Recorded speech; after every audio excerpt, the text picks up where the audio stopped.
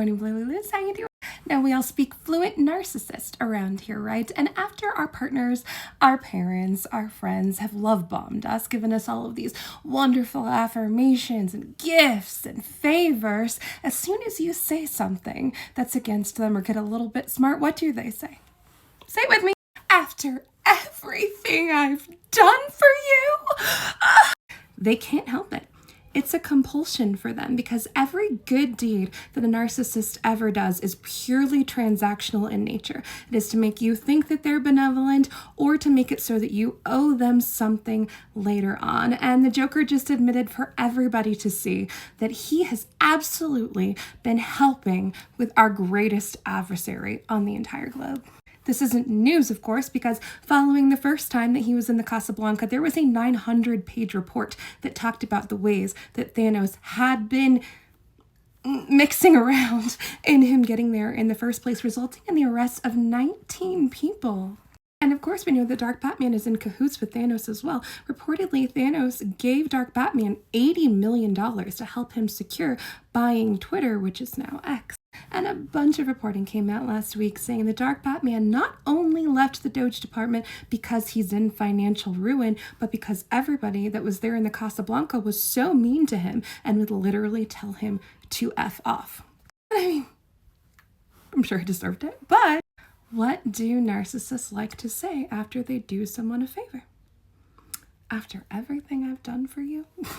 Dark Batman was interviewed yesterday about the big beautiful bill, and he said that it doesn't work. He doesn't approve of it. It undoes every single thing that he's been out there doing, and he doesn't believe that a bill can be both big and beautiful, that it has to be one or the other, basically. And he's had some other little snide remarks on the side as well. And so the fact that both Thanos and Dark Batman are publicly coming out and making little jabs at the Joker, I think could spell a lot of trouble in paradise for them. Unfortunately, that paradise happens to exist on a boat that we are all sailing across the ocean in together. And we cannot forget that whistleblower who said that once Dark Batman and his little teenage buddies went into his department, one of our government departments, they put a bunch of sticks in and instantly cold country IP addresses were downloading information about our government. And we don't know what they got, how they got it, or what they wish to do with that information.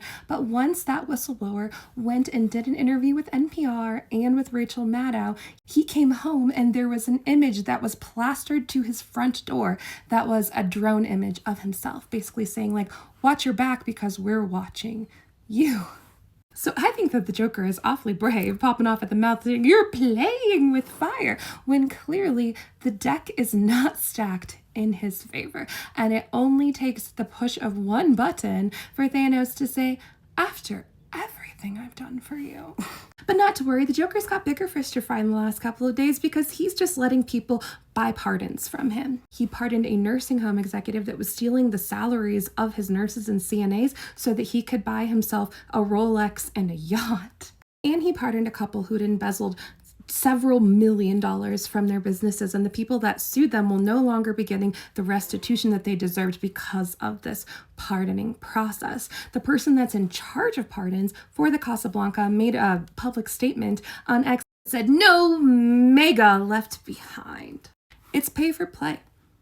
Straight up, there's absolutely no room for interpretation about it. He says you can do whatever you want as long as you do me a favor or you give me money, period.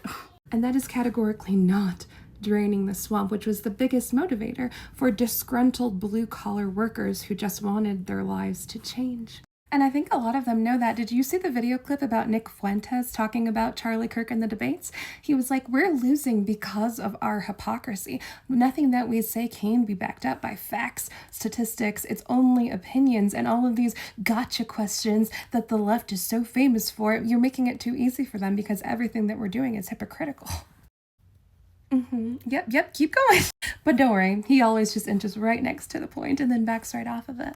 But I think that that information will get the right people's wheels turning, and we do have to band together, all of us together, if we're going to have this be solved in any sort of meaningful way. Because democracy without accountability is not democracy. He's clearly not there to help me, and he's not there to help you either, even if you put your tallies in for him.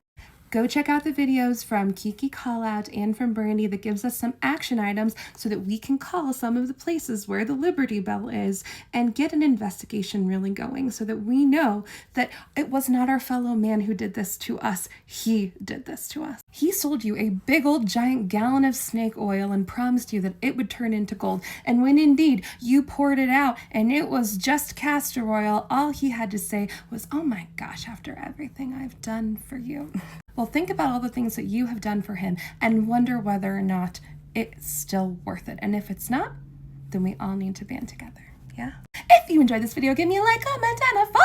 Join our Blue Clan. It's nice and cozy over here. As always, keep your eyes up, keep your feet on the ground. Don't forget about that share button over here, and I will see you next time. Ta-da!